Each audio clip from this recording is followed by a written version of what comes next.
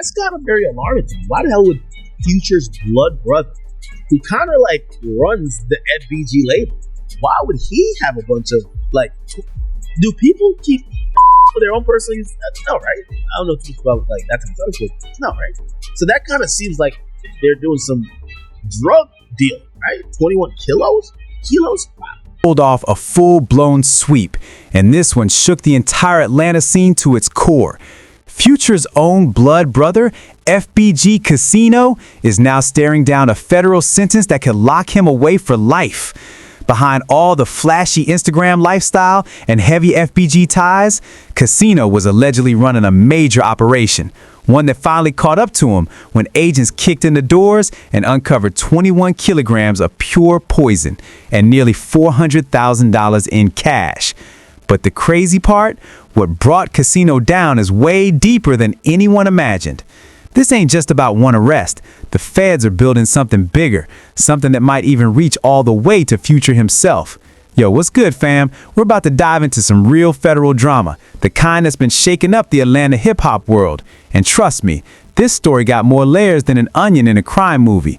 Now, before we jump in, let's keep it 100. The street's been buzzing about Casino getting snatched up, but today we're separating facts from rumors, the real from the fake. November 19th, 2025, the date everything changed for Rico DeVille Boyce, better known as FBG Casino. He was chilling at an Airbnb in Forest Park, Georgia, until the federal task force rolled through like a hurricane. This wasn't some street-level bust. This was federal charges, mandatory minimums, and a case with Rico written all over it. And the question everybody's asking is, why now? Casino been moving like this for years, so why'd they finally go after him now? Let's rewind. November 14th, 2025, FBI, DEA, and Clayton County Police pull up on that rental like they were filming a raid scene in a movie. Casino sees him coming and tries to dip through the side door. 41 years old, moving like he's still 21 in the streets. But federal agents don't chase, they hunt. They had this whole thing mapped out, probably watching him for months. When they grabbed him, he had $4,000 in cash on him. For regular people, that's a lot. But for someone allegedly moving the kind of weight Casino was pushing, that's just walking around money. But here's where things get serious. This wasn't some corner boy hustle. This was a full-scale distribution network, flying low for years, until one key connection put them on the radar. David Estevan Montillo Diaz, just 23 years old, from Coachella, California. That cross-state link, California to Georgia, is probably what triggered federal interest. When product starts crossing state lines, that's interstate commerce, and that's when the feds join the chat. Diaz probably thought he was just making a quick flip, but now he's facing the same life sentence as Casino. And that $4,000 Casino had on him, that was nothing compared to what they found inside. 21 kilograms of deadly substance, $380,000 in rubber banded stacks, a money counter, a food vacuum sealer, and a Glock 19 locked and loaded. That right there wasn't just a case, it was an operation. When the feds raided Casino, they didn't just walk out with 21 kilos and stacks of cash. They even found an extra $80,000 tucked away inside a designer bag with his name on it. This man was living like a kingpin, while his own brother is worth hundreds of millions of dollars. But here's where it gets wild. Casino didn't just live the lifestyle, he showed the world the lifestyle. He literally appeared in Future's music video, Feds Did a Sweep, surrounded by money and product, playing out the exact life that eventually got him arrested. It's a perfect case of life imitating art or art imitating life. Either way, it was as if he was broadcasting his whole operation, and the feds were taking notes the entire time. But this story goes way deeper than a possession charge. Casino had been telling pieces of his timeline for over a decade. Back in 2013, he dropped a mixtape called Ex-Drug Dealer, claiming he left the streets for music. He had Future, Young Scooter, Metro Boomin, Zaytoven, all the Atlanta heavyweights behind him. On paper, the streets were behind him, but that X turned out to be just a title, not reality.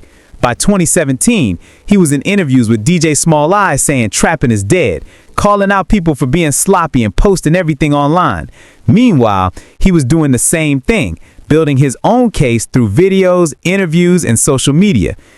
Then came the street politician interview. Casino allegedly strapped up, talking about shooters, flashing weapons in the back of a Rolls Royce. Even the comments were warning him. One said, "How many homies got to go to the feds before y'all realize these videos are just self-incrimination?" Turns out, that comment was prophetic.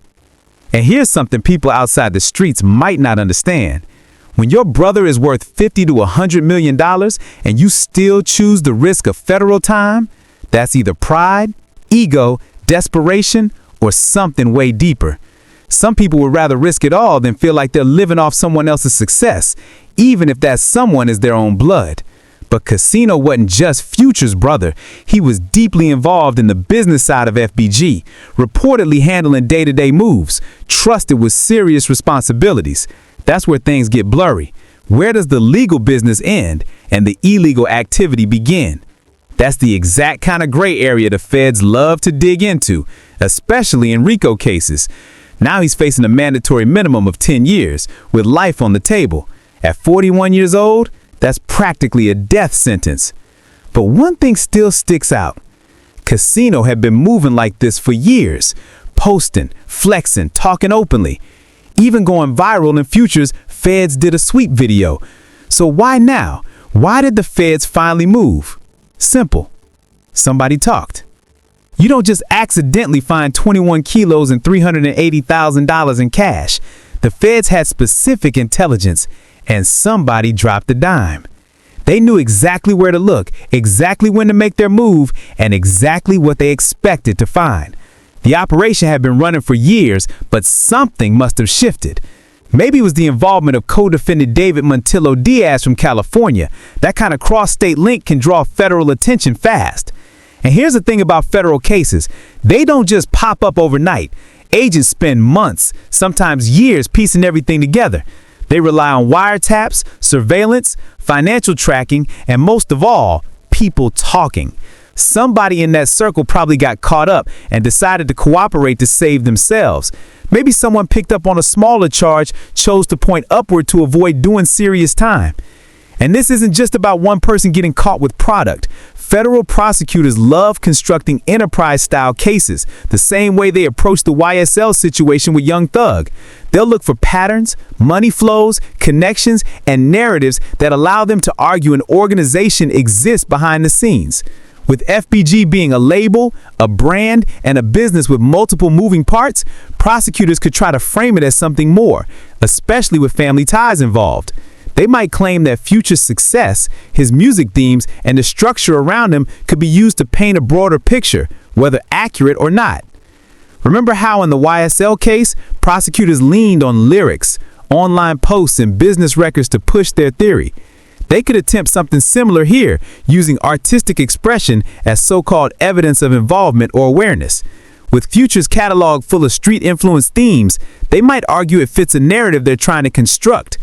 They could claim FBG isn't just a label, but an organized network, with Future positioned as the figurehead and Casino as someone handling ground-level activity. And if prosecutors want to expand the case, that's the angle they'd most likely explore next. When you start following the money, the real questions begin to surface. If Casino allegedly had large amounts of cash coming in from questionable activity, where was it all going? Was any of it ever tied to FBG in a way that could draw attention? Were certain business moves completely legitimate, or could investigators try to interpret them as signs of laundering? Federal agents have forensic accountants whose entire job is to trace money through complicated networks and look for anything that could fit their theory. And this isn't just about one arrest. This reflects how federal investigations operate in 2025. They rarely focus on the lowest person in the chain. Their strategy is the same as it has been in past high-profile cases.